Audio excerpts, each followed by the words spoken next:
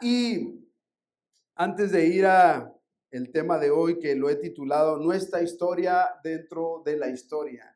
Mi historia dentro de la historia. Digo conmigo, mi historia dentro de la historia.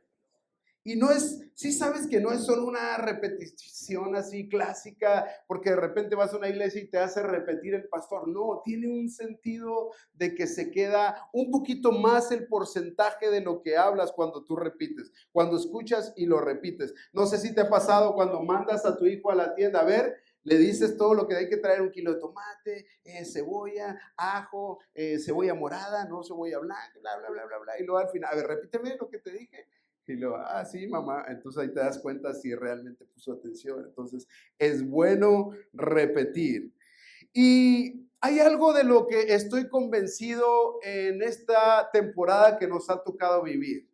Si tú estás hoy aquí, es tu temporada de vida, es la temporada de iglesia que te tocó vivir o que no pedimos vivir, pero que nos tocó. Otros muchos vivieron en el pasado, a lo mejor una temporada de persecución de la iglesia, de mayor pasión, de sentirte que te arañaban la espalda y te ponías de rodillas y de repente hoy todo ha cambiado, hay una nueva versión de todas las cosas, hay una nueva esperanza, brillo de Dios para su iglesia, para ti, para mí, la gracia revolucionando las vidas que de repente es difícil entenderla, ¿no te pasa? Sí que, ¿no te pasa que es difícil entender la gracia de Dios en su totalidad? Y creo que la vida del cristiano se tiene que basar en la búsqueda de esa realidad que es arrasadora, que cuando tú y yo comprendemos esa gracia que nos salvó, difícilmente podríamos volver a ser los mismos. Y como temporada, en medio de diferentes culturas en el mundo, hay una necesidad de Dios como nunca antes. Pareciera que no, pareciera que todo está resuelto, pero más que nunca esos sustitutos de la vida vienen a ser insatisfactorios. Hoy tenemos más, pero estamos menos satisfechos. Hoy hay al alcance mucho más cosas, pero nos encontramos más insatisfechos que nunca. De repente yo hablo con mi mamá o con las personas adultas. Precisamente ayer estuvimos en una reunión con personas grandes de 80 años hacia arriba y me encanta platicar y hasta siempre tratamos mi esposa y yo de preguntarles un consejo que nos den para permanecer así como ustedes se ven enamorados. Ellos son dos cristianos de 82 años que nacieron en el evangelio. Ellos vienen de Guadalajara, sus padres fueron pastores y nos platicaban 1000 historias bien hermosas, pero ellos decían, no hay nada como disfrutar la vida. El tiempo se va muy pronto, pero no hay nada como amar a Dios y ver que tus hijos siguen el camino de Dios. Eso es satisfactorio y hablábamos con ellos. Entonces nos damos cuenta de que aunque no había tantas cosas que tú y yo tenemos, hoy tenemos el mundo en nuestro celular, tantas cosas sucediendo, pero lo sabemos en el momento, noticias que antes sería imposible que nos llegaran tan rápido o tal vez nunca, hoy podemos disfrutar o podemos saber de ello y hasta poder orar por lo que está sucediendo en el mundo. Y en medio de tanta insatisfacción, tú y yo no estamos dispuestos a quedarnos con los brazos cruzados, ¿sí o no? Y en un sentido es bueno no quedarnos con los brazos cruzados, buscar así de manera ávida, con tanto deseo, respuestas en Dios, pero también corremos a lo que yo llamo reemplazos de Dios, que prometen proveer para nuestras más profundas necesidades y llenar los vacíos que va dejando nuestra cultura cada vez que nos sumergimos más en la lejanía, nos sumergimos más en un secularismo, nos sumergimos más en un distanciamiento, y lo puse así textualmente de mi corazón. Un distanciamiento de aquel a quien es la pieza perfecta faltante en el rompecabezas de nuestra propia vida y que solo Él puede llenar con su realidad. Este es el gran deseo del ser humano. Yo quiero llevarte a cerrar los ojos un momento y te invito a reconocer tu necesidad de Dios. ¿En qué áreas has buscado o necesitas o deseas que haya algo que venga a satisfacer?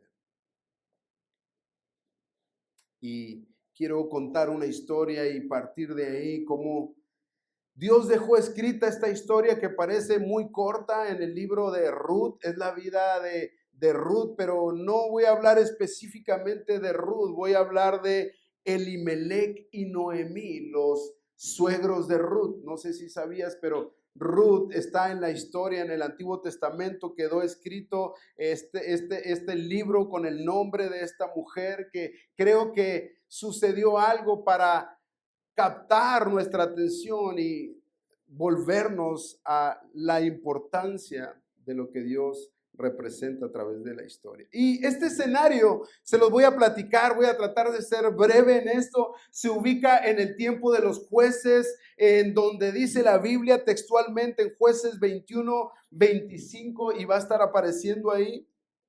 Dice, era una época en la que el pueblo de Israel no tenía rey, una época en la que cada uno hacía lo que le parecía correcto según su propio criterio. Y me quiero hacer una pausa ahí porque en realidad el pueblo de Israel tenía una razón para pensar así. No había una Biblia que ellos tuvieran acceso en sus casas, así como la que tú y yo tenemos ahí de repente varias versiones de la Biblia. Ahora las tenemos electrónicas en la Biblia YouVersion, Gateway, etcétera. Y no lo tenían, entonces podrían justificarse delante de Dios que no tenemos la palabra, tenemos que ir al templo y escuchar la palabra y a través de ello poder crecer nuestra fe. Pero dice que era una época en la que cada uno hacía lo que le parecía correcto según su propio criterio.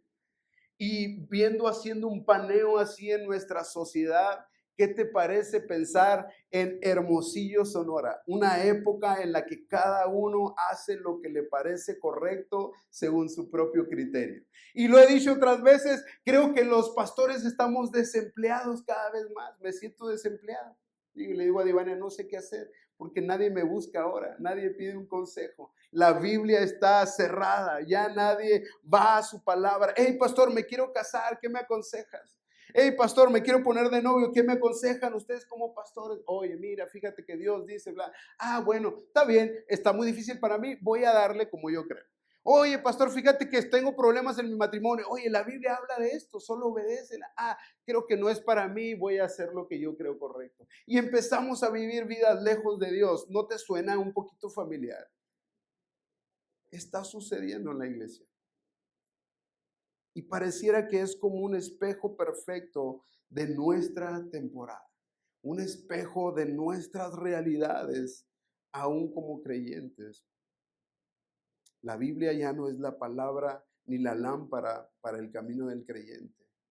La verdad de Dios ha sido desplazada y reemplazada por nuestros propios criterios y lo que nos parece correcto. Y quiero iniciar a leer en Ruth, capítulo 1, versos 1 al 5, esta historia que voy a ir conversándola contigo, si me lo permiten.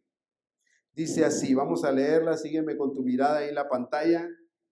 Muy bien, dice, en los días en que los jueces gobernaban Israel, un hambre severa azotó la tierra. Por eso un hombre de Belén de Judá dejó su casa y se fue a vivir a la tierra de Moab, junto con su esposa y sus 2 hijos. El hombre se llamaba Elimelech, otra vez, ¿cómo se llamaba? Y el nombre de su esposa era Noemí. Sus 2 hijos se llamaban Malón y Kelión. Uno era muy malón y el otro muy león. Y dice, eran efrateos de Belén en la tierra de Judá. Así que cuando llegaron a Moab, se establecieron allí. Y luego continúa el 3, dice, tiempo después murió Elimelech y Noemí quedó sola con sus 2 hijos. Ellos se casaron con mujeres moabitas. Uno se casó con una mujer llamada Orfa y el otro con una mujer llamada Ruth. Pero unos 10 años después murieron tanto Malón como Kelión. Entonces Noemí quedó sola sin sus 2 hijos y sin su esposo. Te fijas, no sé si me seguiste en la historia o si ya la sabes, ya la conoces, pero hubo una necesidad de un cambio en medio de las vidas de esta familia, de Elimelec y Noemí, que eran los padres. Pero en ese tiempo el padre era absolutista, él tomaba las decisiones. No sé si en la armonía del hogar, él le planteaba la historia a la esposa: oye, fíjate que no tenemos ya que comer, ¿cómo la ves? Estoy pensando en irnos a la tierra de Moab. ¿Qué opinas tú? Ayúdame con tu sabiduría, esposa mía. Y luego ella dice: no, yo creo que no nos conviene, Elimelech. ¿Por qué? Porque esta es la tierra, Dios prometió y lo dice la Biblia, pero ya ni vamos a la iglesia. ¿Cómo me dices que la Biblia habla si ni siquiera caminamos en eso?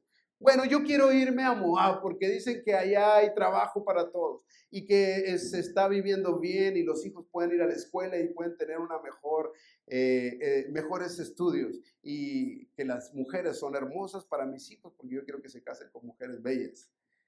Y bueno, pues tú decides, tú eres el jefe del hogar. Y bueno, se van. Al final de cuentas, después de un tiempo, dice que muere Elimelech, se queda Noemí con sus 2 hijos. Hasta ahí no todo está tan mal, murió el patriarca, pero hay hijos que Dios le había dado para herencia y para reproducir, obviamente, pues su apellido y todo esto, ¿no? Pero de repente dice que después de estar ahí, 10 años después de haberse cambiado a la ciudad de Moab, sus hijos mueren también. No especifica cómo mueren, pero me imagino que en alguna riña o algo, porque mueren al mismo tiempo. A lo mejor la historia dice otra cosa, acérquense con Ariel ahí, o vamos a averiguarlo, pero no dice específicamente de qué murió, pero murieron. Entonces vino una desgracia. Cuando ellos habían pensado en hacer un cambio positivo, en ir y buscar la solución, que probablemente si ellos hubieran consultado a Dios, Dios hubiera dicho: espérense, estoy por traer algo nuevo sobre sus vidas, sobre esta nación, estoy cumpliendo algo que yo he determinado sobre nuestra nación, pero no se desesperen, va a haber provisión para todos. Pero no consultaron a Dios. Decidieron vivir, así como decíamos al inicio, haciendo y creyendo por sus propios criterios lo que mejor les parecía hacer. Así que hay un cambio necesario. Y creo que esto refleja mucho nuestras vidas. Hoy deseamos tú y yo hacer cambios, más que nunca estamos cambiando. De repente yo mismo vengo con un look, un peinado. Hoy me lo voy a dejar largo, hoy no, hoy me lo voy a cortar. Hoy quiero estar como Alan y Ariel. Hoy quiero no batallar en la vida. Sí, un aplauso a Ariel y Alan. Y todos estamos en constante cambio, pero la pregunta hoy es: ¿cuántos de esos cambios tú te acercas a Dios y le consultas? ¿Desde cuándo no nos hemos acercado a Dios para preguntarle acerca de hacia dónde quieres que vaya mi negocio, Señor? ¿Hacia dónde o qué es lo que mejor puedo hacer para ayudar a mis hijos a crecer? Para que mis hijos puedan amarte. ¿Qué es lo que mejor puedo hacer, Señor, según tu gran sabiduría y que se escapa de mi vida y que necesito atenderte para que mi esposo pueda ser pleno y feliz con lo que yo soy o con lo que tú me has dado a mí? Y esposos, ¿qué puedo hacer para ser el proveedor no solo económico, sino en todas las áreas? Señor, no tengo la capacidad, no tuve un padre, no tuve un ejemplo, pero deseo que tú seas el ejemplo perfecto. Permíteme ver modelos que me inviten a repetirlos, replicarlos para mis hijos, modelos correctos, para que ellos puedan crecer sanos, no solo en la economía, porque estamos haciendo todo para que ellos vivan saludables económicamente, pero saludables también en su corazón, en su espíritu, en su seguridad, en su identidad. ¿Qué es lo que puedo hacer, Señor? Sí necesitamos cambios. Y Elimelech necesitaba un cambio. Tomó a su esposa, Noemí, 2 hijos, se fue a vivir. ¿Y sabes qué? Moab era una ciudad, esto probablemente no lo sabías, era una ciudad que Dios había puesto un límite, había declarado algo sobre Moab. Moab era el nombre de la ciudad a raíz de Lot, en la historia de Lot, dice la Biblia que él tuvo una relación incestuosa con su hija mayor. Y el primer hijo que nació se llamó Moab. Entonces las raíces de esta ciudad eran raíces de pecado, de inmoralidad sexual, de inmoralidad en todos los sentidos. Y esta era la razón por lo que Dios tenía una reserva para esta ciudad. Y dice, quiero leerlo textualmente y ojo con este dato, ¿ok? Quiero que se queden con este dato hasta el final. Dice Deuteronomio 23, capítulo 23, verso 3. Antes voy a hidratarme. Dice así el 3.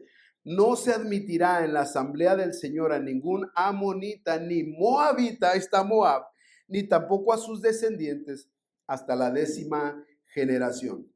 Había una declaración de Dios respecto a Moab y el hecho de que si yo vivía en Israel y era de alguna ciudad de Israel y yo pretendiera irme a vivir a Moab, entonces los demás podían decirme, oye, ¿por qué te tienes que ir a Moab? No te vayas. Vete a otra ciudad de Israel, pero no te vayas a Moab. Ya sabes lo que sucedió con Moab. Ya sabes cómo Dios piensa acerca de Moab. Era como para nuestros tiempos irte a tomar unas vacaciones lejos de Dios. Era algo parecido. Y curiosamente, lo extraño aquí era que desde Belén, que en su traducción, y creo que lo sabes, quiere decir casa de pan, ellos estaban yendo de la casa de pan porque había una temporada de hambruna. Y no puedo pensar en otra temporada diferente para nosotros que una temporada de hambruna. Decía hace unos días, la iglesia antes era perseguida por los demás, por reunirse. Pero hoy por hoy la iglesia es perseguida para que se reúna. Hoy hay más hambruna que nunca antes en el pasado. Antes hablabas de Dios y venían multitudes y alguien iba y testificaba y venían multitudes a la iglesia y creíamos todo lo que el pastor decía. Ahora yo me bajo de aquí y tengo 3 preguntándome, oye pastor, dijiste algo incorrecto. Es más, si los jóvenes están estudiando esto, ellos se bajan y me dicen, oye, pastor, tengo 3 dudas respecto a tu teología. ¡Wow! Y antes no importa lo que diga el pastor, es ley. Y vamos, sí voy a la iglesia, pero me debo al pastor. Pero el Señor, no, yo me debo al pastor y a los líderes. Y creo que llegamos a un extremo. Pero hoy más que nunca considero que la casa de pan está viviendo un tiempo de hambruna. Pero eso no quiere decir que Dios no está haciendo. Dios sigue haciendo. Él ha prometido que habrá pan en la casa de pan. Y así será. Dale un aplauso fuerte a Dios. Quiero animarte a eso. Entonces Elimelech debió haberlo pensado mucho para irse. Él era judío, sabía el riesgo de su decisión. Y creyó que un cambio geográfico iba a traer la plenitud y saciar el hambre que él tenía y que él consideraba que su familia también tenía. Y lo que parecía ser una buena razón, había hambruna en su tierra, había dificultades para su familia. Sin embargo, salió de los límites de la tierra prometida. Él tomó una decisión de salirse de los límites que Dios había marcado para sus vidas. Y en la ley estaba establecido. En la ley establecía que si tú eras judío debías vivir bajo ciertos requisitos, debías casarte, debías adorar a Dios, no deberías vivir con los dioses de al lado ni de los pueblos cercanos ni adorarlos. Era Dios a quien había que servir y sobre eso había una bendición maravillosa. Sobre obedecer los mandatos y estatutos, Dios prometía que nunca faltaría el pan, Dios prometía que nunca iba a haber escasez, que tus hijos iban a continuar amando a Dios, buscando a Dios, pero de repente, y lo acabamos de leer, era una temporada donde cada quien hacía lo que le interesaba o lo que le parecía mejor. Proverbios 14:12 dice, delante de cada persona hay un camino que parece correcto, pero al final termina en muerte.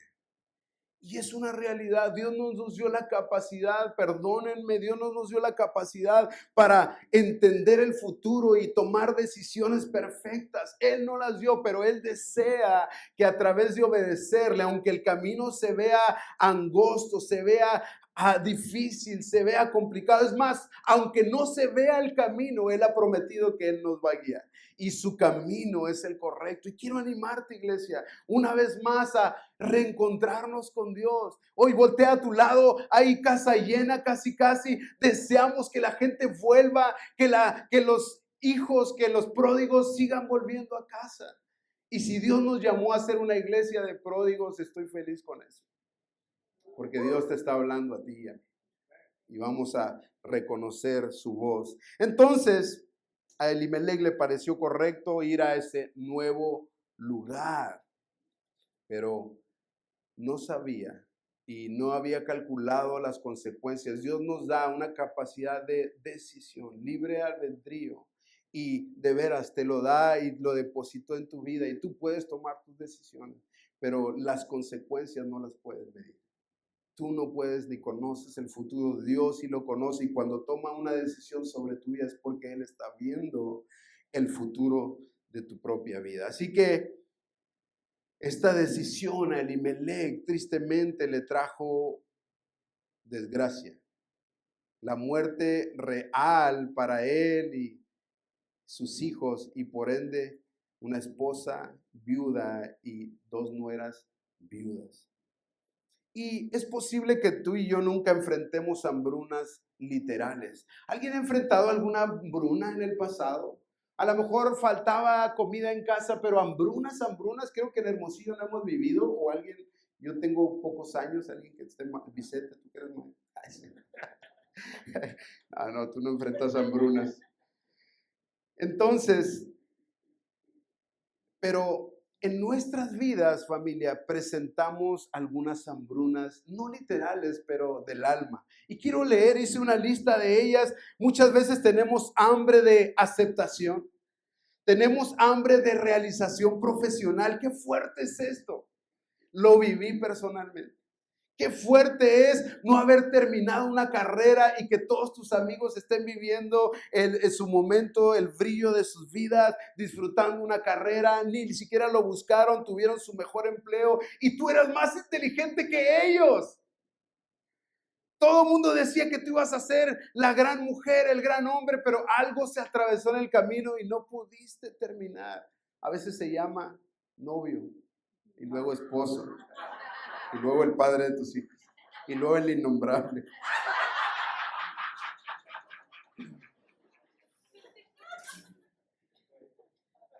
Qué difícil. De veras. Tú y yo tenemos que hablar si esa es tu situación. Digo, soy sano. Tenemos hambre de reconocimiento y éxito. Tenemos hambre de autosuficiencia e independencia. Esas mamás que han vivido en casa y que dicen, solo tú te has realizado y yo no. Tenemos hambre de amor. Tenemos hambre de un buen matrimonio e hijos exitosos. Tenemos hambre de estabilidad financiera. Tenemos hambre de una iglesia nueva con las características bíblicas que consideramos una sana doctrina y de las que creemos que ya no existen. Y estos deseos nos pueden llevar a hacer cambios, así como ocurrió con Elimelec. Él decía, este cambio es para mejorar. Y como te digo, no consultaron a Dios. Él vio y se dejó llevar por lo que estaba sucediendo. Y no dudo que mucha gente estaba cambiando de vida, o estaban cambiando no solo de casa, de hogar, moviéndose, sino a sus propias vidas. Venían no sé, a Israel, a Belén, y le decían, oye, vete, ahí hay trabajo, vente, vámonos al extranjero. Y hay la oportunidad de oro, vas a pagar las cuentas, vas a poder vivir bien, tus hijos van a estar mejor. Y probablemente cuando ya se mejore la cosa acá, ya vas a tener tu lana y pones un negocio y vives este sueño moabita en lugar de sueño americano.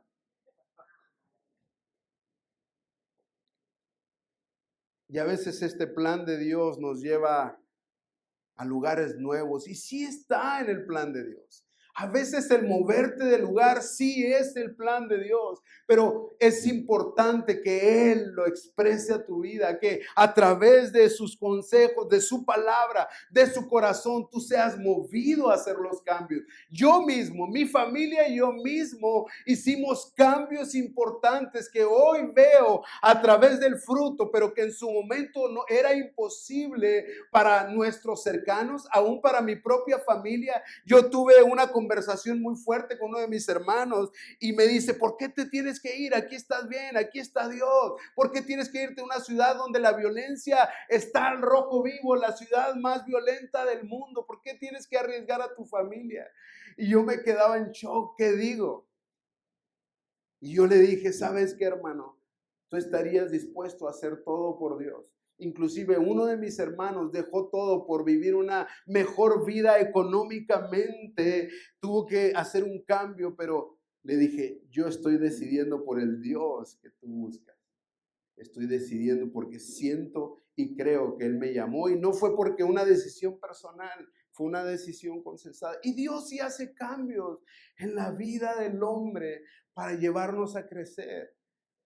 Pero es importante atender su consejo. Es importante darle chamba a los pastores. Es importante sentarte en una comida. Oye, pastor, traigo esto en el corazón. ¿Qué piensas tú? ¿Qué puedes aconsejarme? De repente no habrá un buen consejo de mi vida y te voy a decir, espérame, déjame orar, déjame preguntar al Señor cuál es la mejor decisión. Pero comúnmente buscamos en los momentos más urgentes el apoyo de la iglesia. ¿Por qué? ¿Por qué te limitas a vivir de manera individual y solitaria cuando hay tanto que Dios desea aconsejarte? Dios solo puede producir un cambio verdadero en la vida del ser humano. Y sabes que hay un Elimelech en cada uno de nosotros.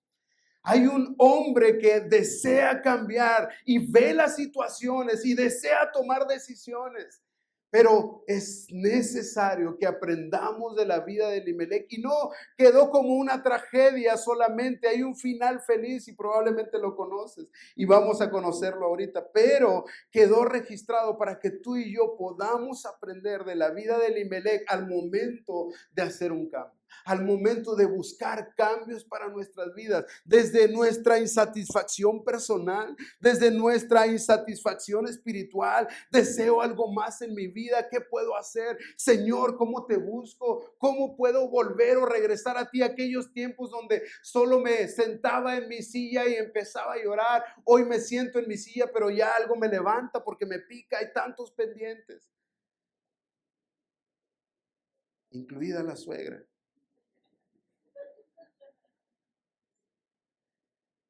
Y lo podemos oír decir en palabras como estas en nuestras vidas. Mi pareja no está satisfaciendo mis necesidades emocionales. Así que necesito ser feliz. He decidido cumplir esos sueños que Dios puso en mi vida desde niño y ya no me importa nada. O es obvio que no voy a encontrar una persona cristiana para casarme. Además, ya no es garantía. Mira cuánto he esperado y orado. Conozco personas que parecen más cristianos que lo son. Entonces voy a tomar mis propias decisiones. Con el tiempo, todo obrará para bien, dice tu palabra. Sí, sabes la Biblia, eso es lo malo. Nunca saldré adelante en este mugroso trabajo si sigo queriendo hacer las cosas bien. Nadie más lo hace, ni siquiera los cristianos que trabajan aquí. Son los más ladrones. Si tengo que tomar algunas medidas para crecer, que así sea. Sé que esta serie de Netflix contiene muchas escenas de sexo explícito y relaciones ilícitas. Pero bueno, así funciona ahora. Todos mis amigos cristianos están viéndola. Además, ya no puedes ver una película sana. Dios nos perdona al final. Necesito y me merezco un cambio. Ropa nueva, un auto nuevo, un mejor lugar para vivir. Además, hoy en día el que no se entracala no tiene nada. Pagaré estas deudas de alguna manera en algún momento. Oh, yo por lo menos me identifiqué con 3 de estas expresiones. Nos estamos vendiendo en nuestra necesidad de hacer que las cosas se adelanten, de hacer que las cosas sucedan. Le preguntábamos a la pareja de viejitos ayer y les digo, ¿se ven muy plenos y felices en su vida? Lo estamos, dice. Te das cuenta de que lo más valioso en la vida es conocer a Dios, es servir a Dios, es caminar con Él. Lo demás, Dios lo provee. Lo demás va y viene. Temporadas difíciles van y vienen. Pero el hecho de hoy estar juntos después de 56 años de casados, 87 años de edad, 56 años de casados, nuestra oración es que nos podamos ir juntos al cielo para seguir sirviendo al Señor. Esa fue su expresión. Elimelec perdió o persiguió un arco iris y perdió una herencia. Un momento de satisfacción. ¿No te pasa? A veces hay tanto que comprar, adquirir, hay tantas necesidades cuando no tienes dinero, pero llega el dinero y logras comprarlas y no satisface esta necesidad interior. No es suficiente y la vida se trata de eso. Hoy no tengo, ya tengo, vamos a hacer, hoy no tengo, hoy vaya, ya tengo y voy a tener más y voy a tener más y el deseo es vivir vidas superabundantes en las que ni siquiera pensemos en el dinero y que el dinero trabaje para nosotros y eso es bueno y es mi oración que Dios te bendiga así, pero que no sea a costa de tu vida y de tu familia. Elimelec se alejó de los límites de la tierra prometida y encontró la muerte. Pero sabes que en medio de esta tragedia inesperada hay una esperanza. Dios sigue amándonos, dice su palabra que ni lo alto, ni lo profundo, ni la vida, ni la muerte y muchas cosas más nos podrán separar del amor de Dios que es en Cristo Jesús. Ese amor nos busca, nos persigue, nos encuentra. Y sabes, aquí viene el plan perfecto de Dios para nuestras vidas y generaciones y que Dios lo va a cumplir en su tiempo, créelo, yo estoy seguro. Hay un dicho muy conocido y hasta un libro de ese dicho que dice, una larga obediencia en la misma dirección llevará a los hijos, a los justos, a cumplir el llamado de Dios. Una larga obediencia persistente. En esto creí cuando vine contigo y sigo caminando, Señor. En esto me paré y seguiré caminando, aunque no vea, aunque el bosque esté oscuro. Tú has prometido que cada paso, tu palabra va a guiar mi camino. Y en esto me paro a obedecer el llamado en esa larga dirección. Y quiero leer en Ruth, capítulo 1, verso 6. Aquí vienen las buenas noticias. Dice, estando en Moab, Noemí, la suegra, se enteró de que el Señor había bendecido a su pueblo en Judá al volver a darle buenas cosechas. Entonces Noemí y sus nueras se prepararon para salir de Moab y regresar a su tierra natal, a Belén, a la casa de pan, porque ya había pan otra vez. Después de 10 años, después de haber salido 10 años, vivir vidas trágicas, y se fue con un esposo y una esperanza y de veras así un sueño, buscando el sueño moabita, y de repente hoy regresa triste. Ella misma, después de llamarse Noemí, que significa dulce, hoy se cambia el nombre, dice que se llama Mara. Llámenme Mara porque estoy amargada, porque dice que el puño de Dios está sobre mi vida. Ya no es la mano extendida, el puño de Dios ha estado sobre mi vida, pero ella no sabía que había un plan maravilloso para ella y para sus generaciones. Entonces, ¿ya conoces la historia?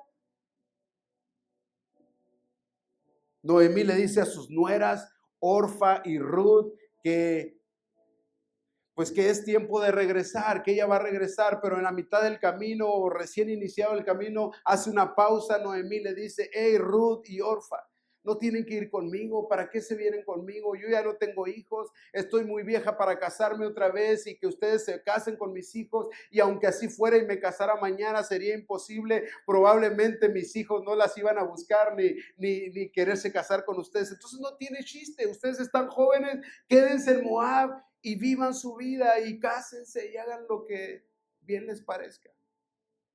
Y en eso reflexiona una de ellas, Orfa, y dice, tienes razón, Noemí, yo me voy a regresar a mi tierra.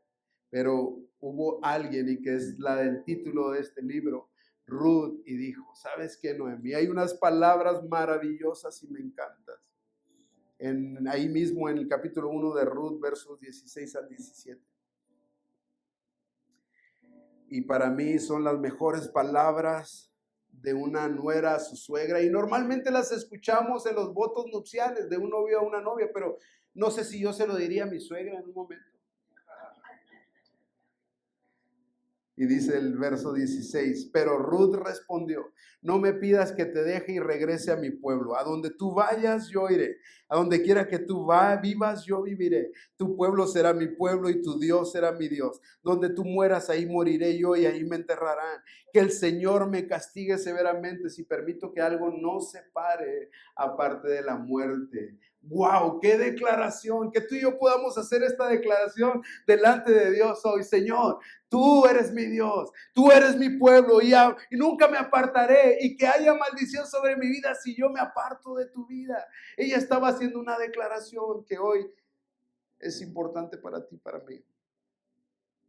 Ruth y Noemí no tenían idea de este maravilloso plan. Entonces, dice la Biblia, te quiero resumir la historia, llegaron a Belén, tenían que trabajar, tenían de comer. Había dos cosas por las que ellas regresaron a Belén. Regresaron porque tenían hambre y regresaron porque necesitaban vivir en un hogar, una familia que las acogiera. La Biblia había provisto Dios a través de la historia, en los mandamientos, en la ley de Dios para el pueblo de Israel. Había escrito, dejado dicho que aquellas mujeres que enviudaran tenían la familia la responsabilidad de acogerlas.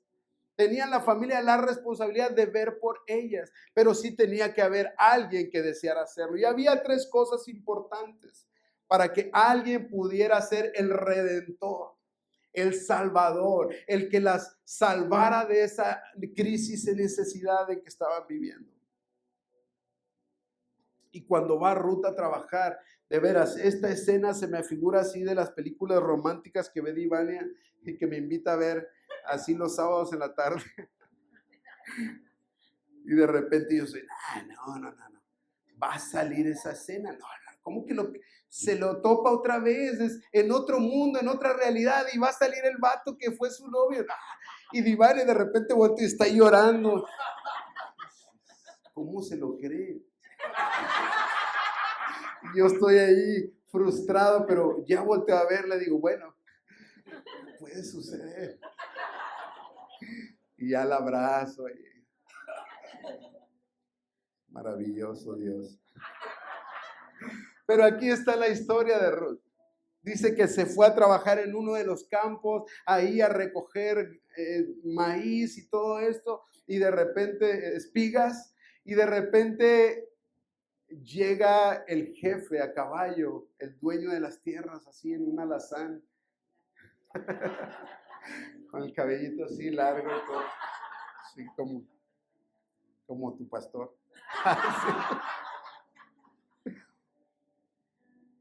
Y dice que al final de cuentas, quiero resumir la historia, él era un posible redentor, él podría rescatarlas, pero había tres características para que alguien de la familia fuera el salvador, y no cualquiera podía ser el redentor. Y número uno dice, el hombre debería tener el derecho a redimir, es decir, que él tendría que ser uno de los más cercanos, el más cercano en la línea familiar, es decir, si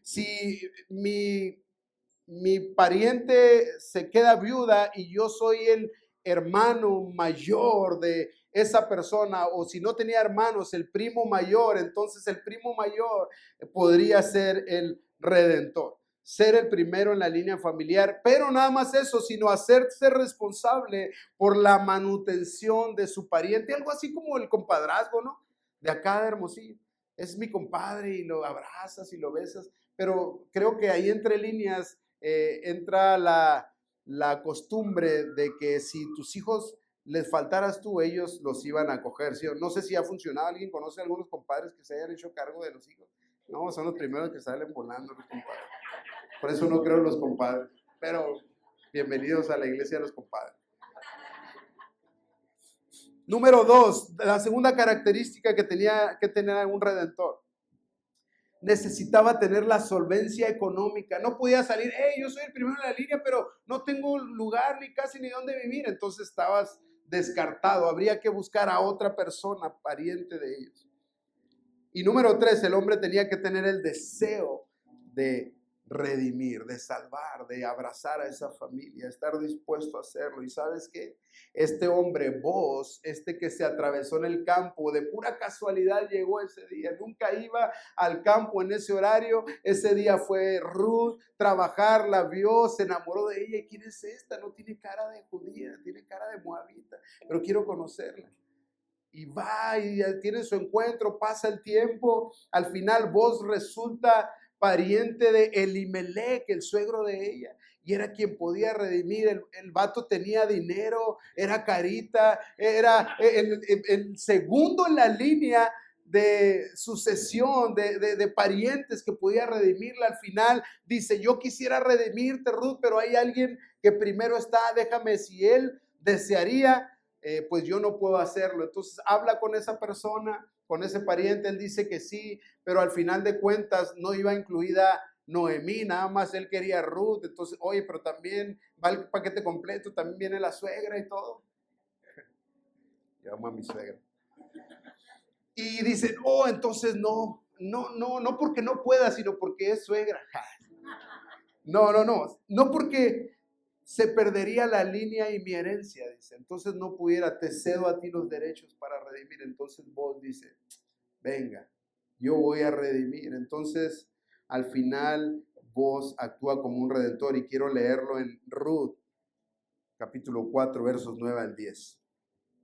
Dice, entonces Boaz le dijo a los ancianos y a la gente que estaba alrededor, ustedes son testigos de que hoy le compré a Noemí toda la propiedad de Elimelech, Kelión y Malón. Además, junto con la tierra adquirí a Ruth, la viuda moabita de Malón, para que sea mi esposa. De este modo ella podrá tener un hijo, para que el nombre de la familia de su difunto esposo continúe y herede aquí en su pueblo natal la propiedad de su familia. Hoy todos ustedes son testigos. Esta fue la declaración de Boaz, y dice que va con Ruth, se casan, la hace su esposa y todo, y continúa en el verso 13, el 16 y 17. Así que Boaz llevó a Ruth a su casa y la hizo su esposa. Cuando se acostó con ella, el Señor permitió que quedara embarazada y diera a luz un hijo. Aquí viene lo más maravilloso del mundo. Entonces Noemí tomó al niño, la suegra lo abrazó contra su pecho y cuidó de él como si fuera su propio hijo. Las vecinas decían, por fin ahora Noemí tiene nuevamente un hijo, y le pusieron por nombre Obed. Y aquí está la mejor postdata. Él llegó a ser el padre de Isaí y abuelo de David. ¡Wow! Si eso no te enternece de un Dios maravilloso que tiene cuidado de nuestras herencias, no sé qué lo puede hacer. Y no sé si se acuerdan, pero ahorita leímos en Deuteronomio 23 que no se admitirá en la asamblea del Señor a ninguna amonita, ni moabita, ni tampoco a sus descendientes hasta la 10ª generación. Y justo después de esta historia viene al final de ese capítulo un registro genealógico. Y quiero leerlo. Del mismo capítulo 4, versos 18 al 22. Y quiero que cuentes. Este es el registro genealógico del antepasado de David. Y dice, Fares fue el padre de Esrón. Esrón fue el padre de Ram. Ram fue el padre de Aminadab. Aminadab fue el padre de Naasón. Naasón fue el padre de Salmón. Salmón fue el padre de Boz, número 6. Boz fue el padre de Obed, número 7. Obed fue el padre de Isaí, número 8. Bueno, ya vamos en 9. 1, 2, 3, 4, 5, 6, 7, 8. 9 Obed, 10 Isaí y David. Después de la 10ª generación, Dios vino a visitar y permitir que esa generación, uno de los que no eran deseados, uno de los que no eran genuinos, probablemente israelitas de sangre pura, porque venía Moab y venía también de un hombre de Israel que era Boz, judío.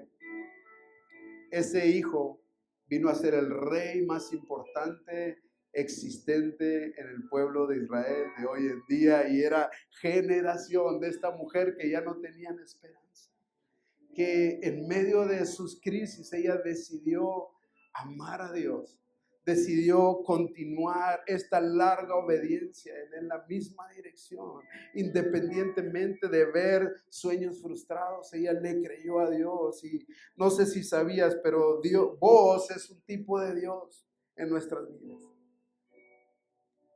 Y ante nuestras necesidades y deseos de cambio, Dios y de un plan redentor para ti, para mí.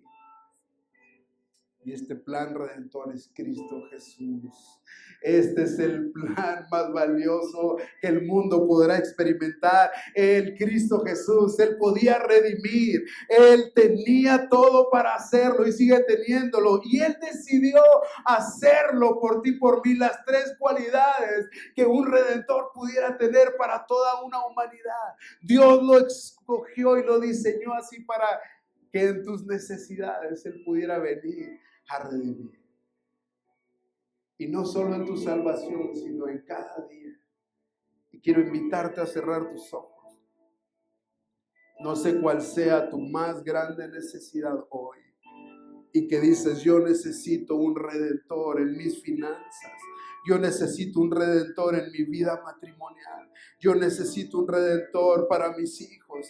Yo necesito un redentor para mis relaciones. Yo necesito un redentor en lo laboral. Yo necesito un redentor en mis sentimientos y emociones. Yo necesito un redentor para mi pasado porque fue muy oscuro. Yo necesito un redentor, y Cristo Jesús es el redentor perfecto, el que fue escogido por Dios, el que no dijo que no, sino dijo que sí. Yo puedo hacerlo. Yo dejo mi herencia, dejo todo lo que tengo, lo entrego por ellos, el reino del cielo, mi gloria, para ir por ellos. Y decidió hacerlo por ti, por mí. Efesios 1, 4 al 8, y con esto termino. Dice: incluso antes de haber hecho el mundo, Dios nos amó y nos eligió en Cristo para que seamos santos e intachables a sus ojos. Dios decidió de antemano adoptarnos como miembros de su familia, al acercarnos a sí mismo por medio de Jesucristo. Eso es precisamente lo que Él quería hacer, y le dio gran gusto hacerlo, de manera que alabamos a Dios por la abundante gracia que derramó sobre nosotros, los que pertenecemos a su Hijo amado. Dios es tan rico en gracia y bondad que compró nuestra libertad con la sangre de su Hijo y perdonó nuestros pecados. Él desbordó su bondad sobre nosotros junto con toda sabiduría y entendimiento. Este es nuestro Dios, familia. Él te ama más de lo que te imaginaste. Él pensó en ti más de lo que te imaginas. Él vino para ser tu redentor, para salvación, pero también para tu día a día. ¿Por qué no te levantas? ¿Por qué no levantas tus manos? Expresas agradecimiento a aquel que dejó todo